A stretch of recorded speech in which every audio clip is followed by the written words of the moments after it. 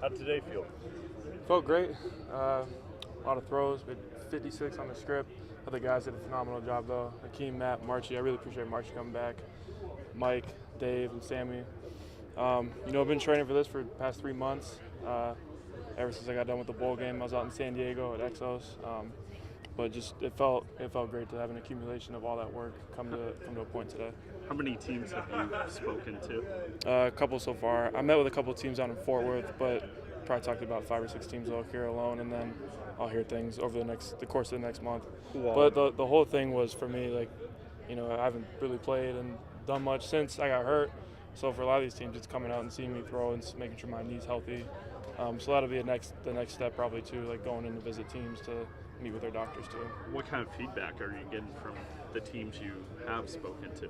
I think good feedback. I really like where I'm at. Under the radar is kind of the way it is, and that's just the way the season went. But at this point, the NFL is just, you need to just get in the door. It doesn't matter, if you're drafted or you're undrafted. Like once you're in the door, you have an opportunity to make a team, and that's where I'm looking at now. How important are these workouts for you? Where I know a lot of teams always say, for you, it's mostly the leadership in terms of just leading a team and all that type of stuff.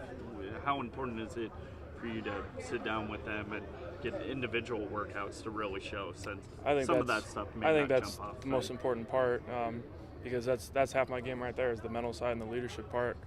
I'm always going to make good decisions and good throws in the field, but what I do in the locker room, what I do in the classroom and off the field, that's also extremely important to me. So that's what I'm looking forward to for this next month, though. Did you feel like you had more zip on the ball today? Yeah, a lot more.